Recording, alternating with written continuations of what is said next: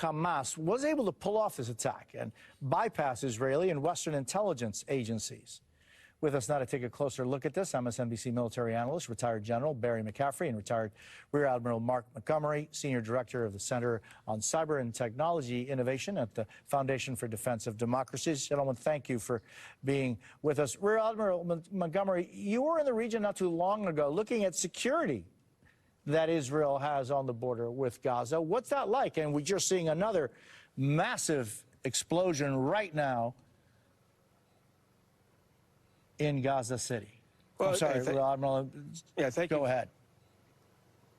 Yeah, thank you for having me. I was down there. I was in one of the kibbutzes down by the border, and I have to tell you, it looked, to my unpracticed eye, that that there was a significant level of Israeli security down there, in terms of fencing, patrols by tanks, camera systems, guns slayed to camera systems, and a brigade of Army infantry there.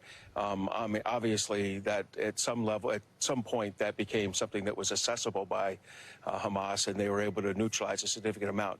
And in fact, while I was there, I think there was a higher level of concern about the tunneling that was happening up on the Lebanese border by Hezbollah than probably there was associated with the chance of a breakout from the fence line around Gaza. So obviously there was a real strategic failure of intelligence here, and it was able to take advantage of some tactical weaknesses that Hamas had assessed over the last few years around the Gaza fence line. Yeah, it seems as though it was so planned, and it was, air, sea, and land. Is it just that they were caught off guard? I mean, it seems as though all that security that you mentioned was pretty easily foiled. Well, obviously, they had a lot of resources here. And I mean, Iran has provided a lot of resources over the years to Hezbollah and Hamas. And I mean, quite a large number of rockets were fired, in concert with this, and a large amount of equipment. So, when you have adequate resourcing, you have time, and you have an intent to do ill will, there is a potential for being successful. And if Israel and the United States wasn't listening to the right circuits, if Israel wasn't monitoring the right people, didn't have enough agents inside to explain what was going on, then this kind of tactical surprise was probably inevitable. General McCaffrey, you and I spoke over the weekend, and as we're seeing now what is a sustained, bombing campaign in Gaza City. General, what is it that security and military experts have to take into consideration when you're talking about, bombing an area where there are, huge civilian population, and where there may be, hostages that are held in buildings or underneath those buildings? Well, clearly it's a challenge to the IDF that has no easy answers. They're calling up their reserves right now. There's 170,000 Israelis on active duty, but they've got the better part of 500,000 reservists they can call up. So I think right now the one solution that the IDF will consider is a massive on-the-ground invasion of Gaza to control the surface, sit there for a month to 90 days, and then have their intelligence agencies and special ops try and find these hostages.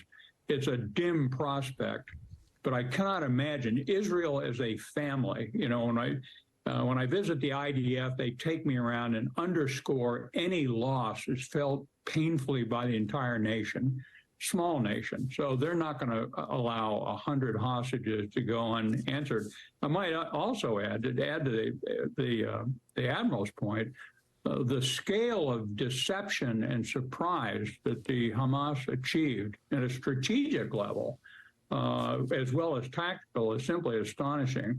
The IDF really let their guard down. Why there weren't counterattack forces readily manned, probably a result of a holiday spirit in Israel. So that's something to take into account, not just for Israel, but for the United States as well.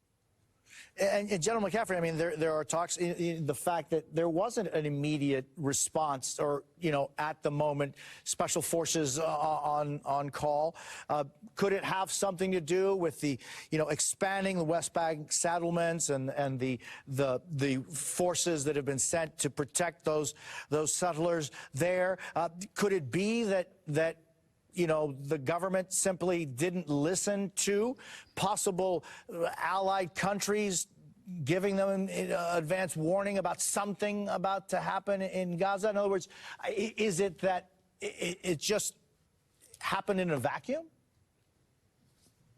Well, I'm going to assume that the Iranians put a planning cell together, did a lot of the development of this operation, had a deception plan of considerable sophistication, probably trained many of these forces not in Gaza would they be observed, the paragliders, but back in Iran, and studied the vulnerabilities of the Israeli intelligence system. Obviously they had cameras, so forces, the 1,000 fighters across the frontier weren't rehearsing this in public over the last several months. So it was a very well done operation by Hamas.